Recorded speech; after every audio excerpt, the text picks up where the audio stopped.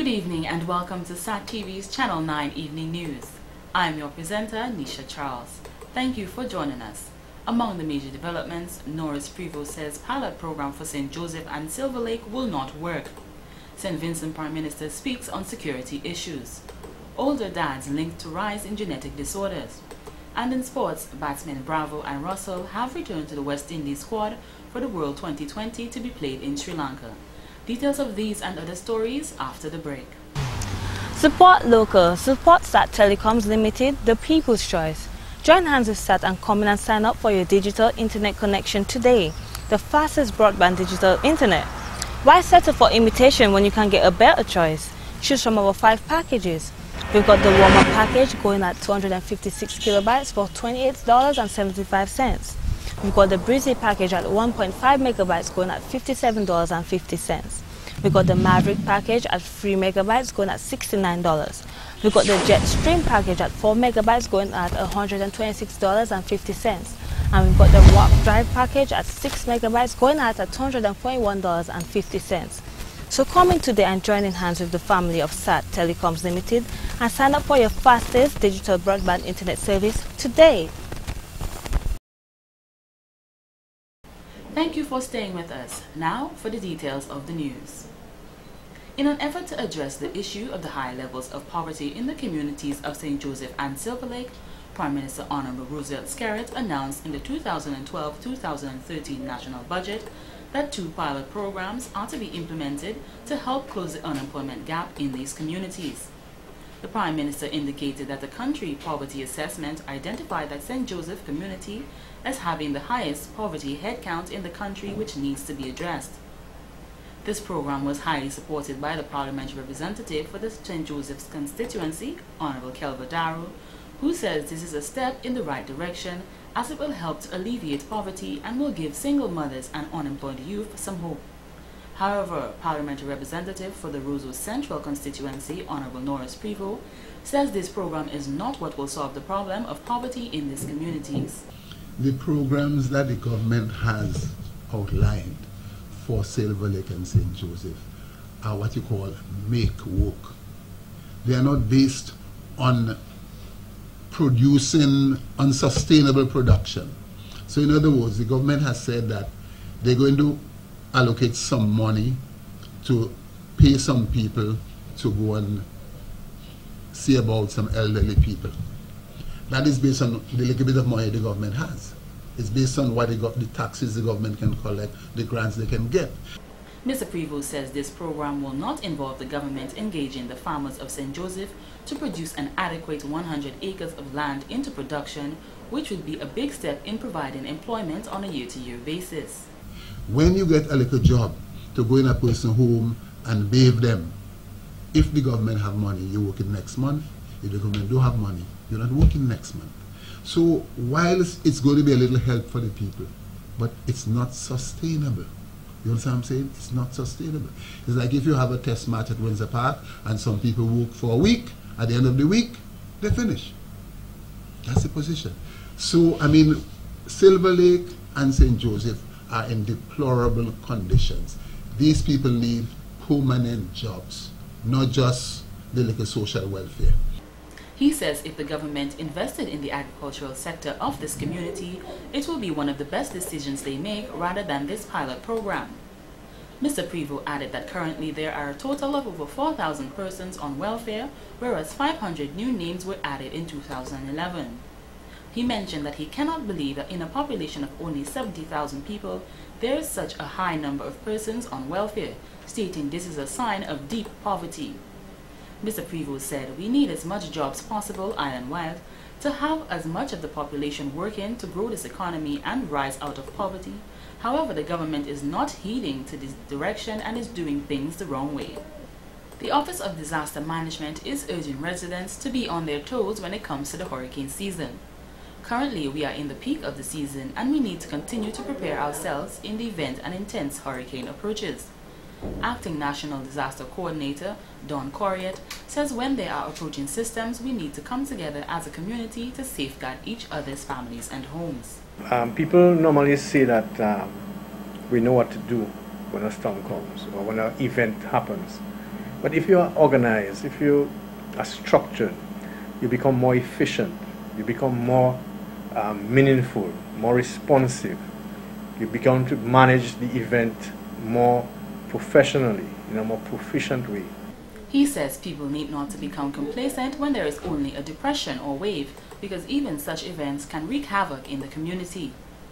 In the case of the wave which passed a couple of weeks ago, a number of livestock was lost in the northeast. In the future, we will probably include that in the warning that you move your animals to higher ground and stuff like that, because the farmers at Cassibrus, from my understanding, lost about 14 cattle and 1 hog, 1 pig.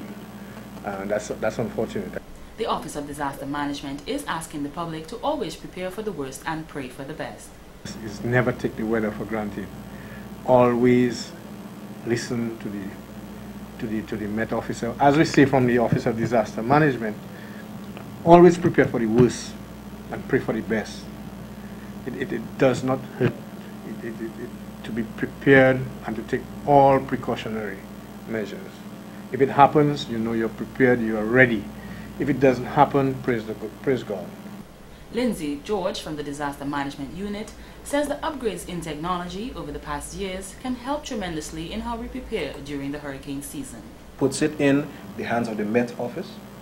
It puts it in the hands of the Office of Disaster Management, who will then take all the information that they have compiled of what all the other systems that they are monitoring at the same time, and then make a determination to communicate with that central body for disaster management in the community.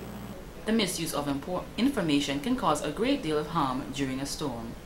The Dominica Olympic Committee, the DOC, sees a bright and progressive future for the Olympic movement in Dominica. At a press conference on August 23rd, the DOC gave remarks about the team's participation in the London Olympic Games 2012. They mentioned it was an honor to have Erickson Ito and Luan Gabriel as part of their team in London. Felix Wilson, acting president of the DOC, says Luan Gabriel was treated as a princess and she never indicated her discomfort, dissatisfaction or adverse concern during her sojourn at the Olympics. Luan and Erickson had separate rooms as athletes, measuring 14 foot by 12 foot, with 2 single beds in each. The chef de mission room was 1/3 their size.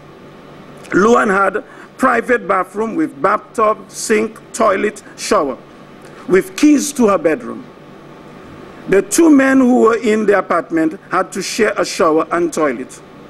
Thomas Dorset, Secretary General of the DOC, says the Olympic Committee does not select an Olympic team directly, but through the National Association of a participating sport like swimming and standard as set by the International Federation.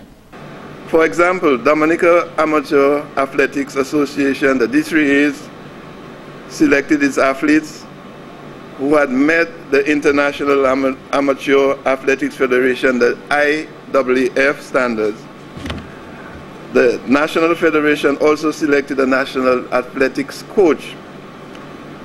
This DOC has to submit the eligible candidate who intend to attend the Olympic Games by the end of March 2012, and which it so did of that Olympic year. The mandate at the DOC is that athletes come first. Ms. Mavis Williams, PRO of the DAC, says they are endeavoring to build better administrators and have a 2 IOC certified sports administrator training course in September.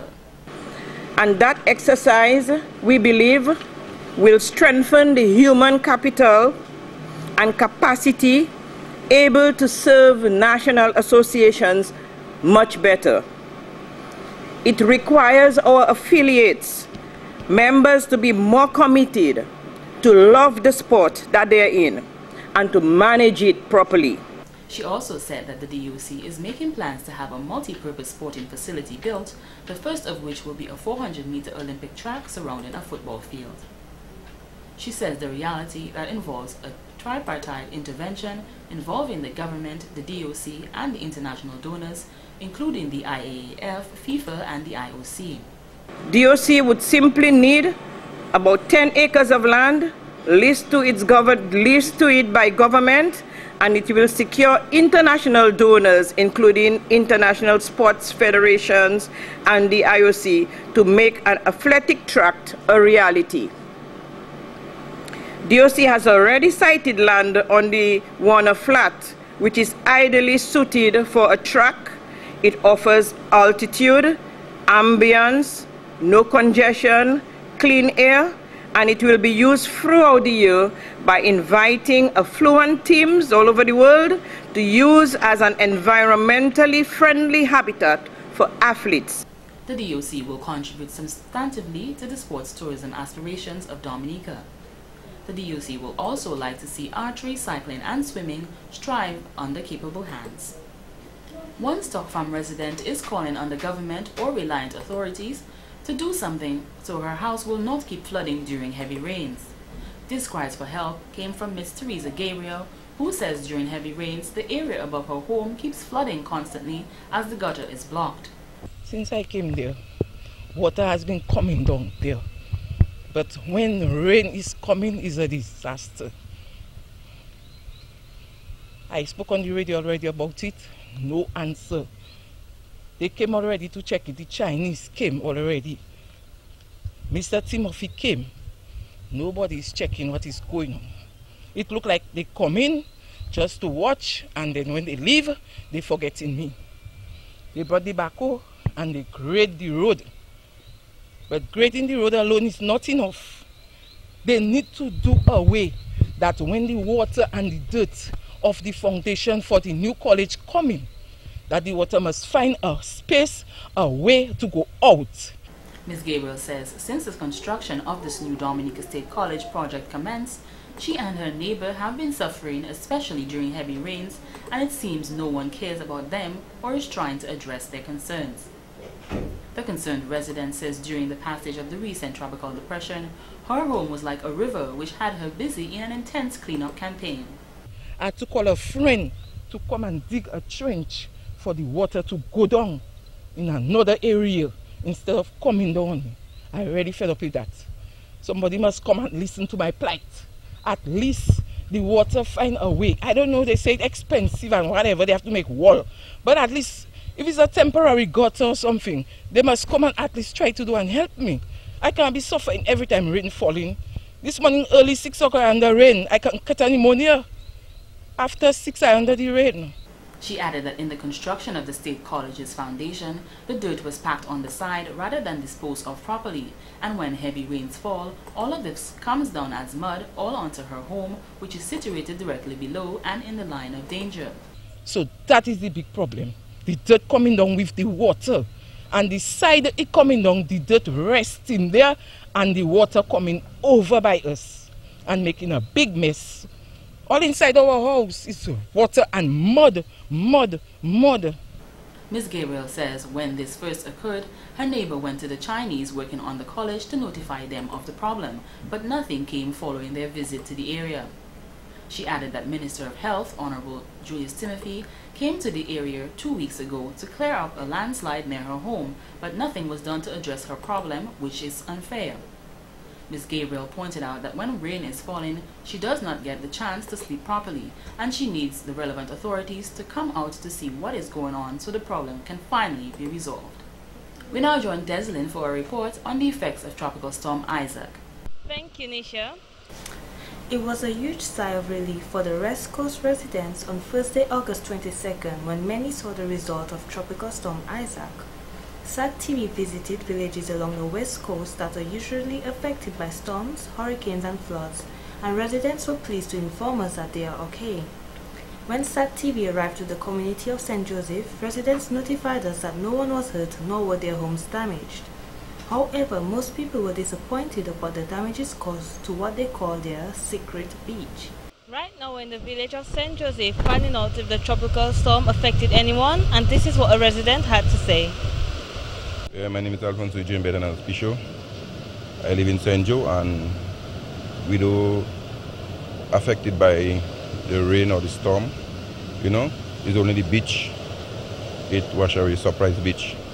You know, although we had like a blockage of drain but I use my backhoe to unblock the drain, you know, so that it wouldn't cause any harm to the people in the community. He added that he is always prepared and was always prepared, and so were the St. Joseph residents. In addition, he mentioned that the parliamentary representative for the St. Joseph constituency is very helpful and is easy to work with. Well, I always prepare for it, you know. I always send my colleague on them. There's be on the alert for in case anything like to transport people, you know, like blockage of drain on my truck, on my backhoe to, yeah, and I have other fellas working with me on the power rep, you know. And we've been informed that we'll be expecting another storm or hurricane this weekend. So how are you preparing for that, and how do you feel about that? We in St. Joseph, we always prepare for anything. You know, one comes for help, we're there for that. Okay, and you know, we put our head together. Yeah, together, especially the power rep. Yeah, he work with us. We only give him a call and tell him, look, that, and then he react, tell us, like, especially me, right? Whenever something happened to the landslide, he called me and he tell me, hey, boss, I want you to do that. SAT TV also went to Portsmouth, where a boat got severely damaged due to the tropical storm. Although no one was hurt, a boat appeared to run ashore in Portsmouth. Portsmouth residents informed us that the boat was alright late Wednesday night, therefore this must have occurred in the early hours of Thursday morning. The public says that they are just relieved that the outcome was not as half as bad as the effects from the storm were failure, and they pray that it remains like this throughout the weekend. After traveling through the West Coast area, SAT TV was informed that most people were okay. I'm Desmond Joseph reporting for SAT TV News.